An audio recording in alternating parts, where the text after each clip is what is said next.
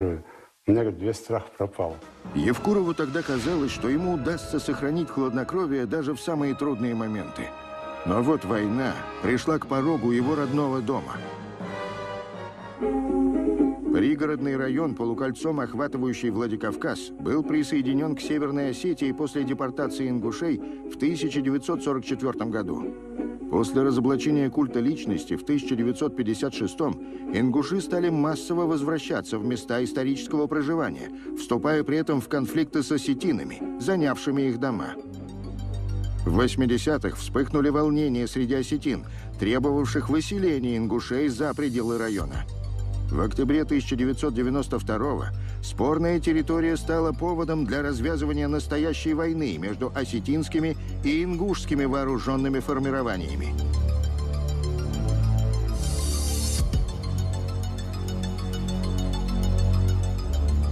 – 30 октября в ингушские поселки нагрянули вооруженные банды из Южной Осетии.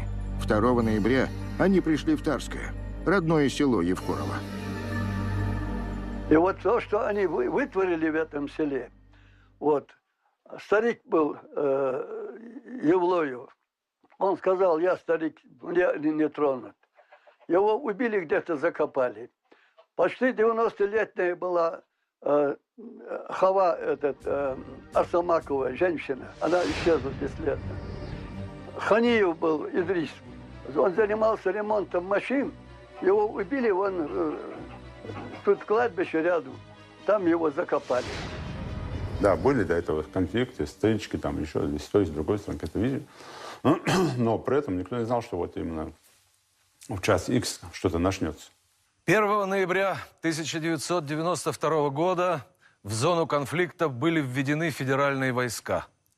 И командир 3-й роты отдельного батальона спецназа ВДВ Евкуров оказался в родном краю, который было не узнать.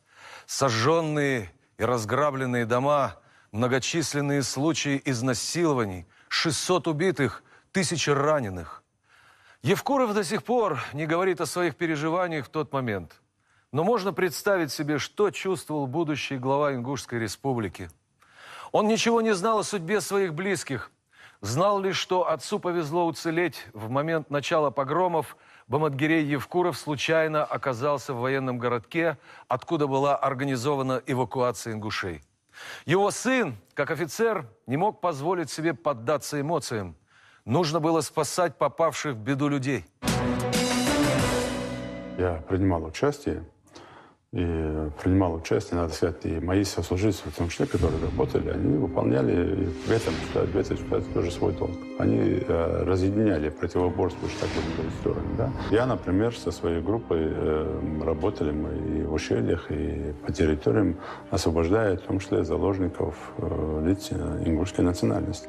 Лишь сутки спустя, а эти сутки показались вечностью, Евкуров узнал, что его тяжело больную мать-братья сумели вынести на носилках через горы.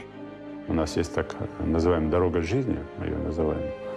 И по этой дороге жизни люди уходили уже непосредственно в горную часть Ингушетии, потом на равнинную часть.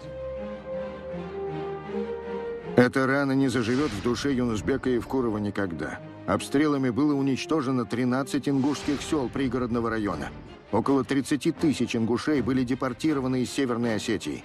Но больнее всего оказалась интерпретация конфликта средствами массовой информации. Политика была такая, вот поддерживать вот одну сторону. Это наглядно было видно, в том числе там на всех передачах. Выставлялись ингуши агрессорами, выставлялись там. При этом, когда сегодня мы задаемся вопросом, там, как же получилось так, что и нападали это, в процентном соотношении 90% и погибших, и пропавших без вести детей ингушской национальности. Когда нам говорят, надо говорить помягче, я всегда задаю вопрос, а как мягко сказать? Я скажу, что он очень сильно пережил это внутренне. Для него это была очень большая травма. Он, в общем-то, умеет найти ту разницу, где чувство национальной гордости граничит с национализмом.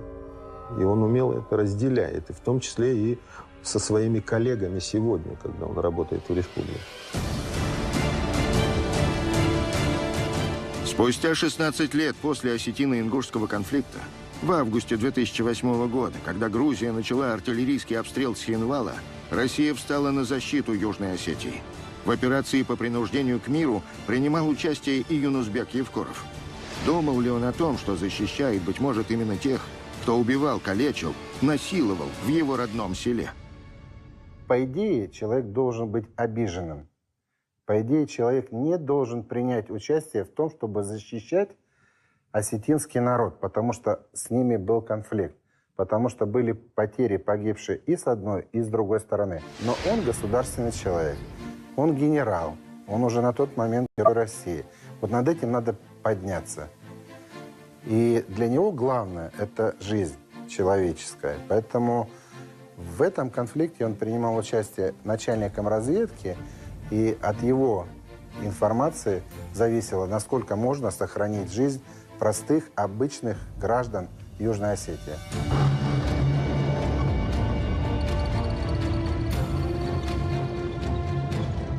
Дело не в осетинах, не в ингушах.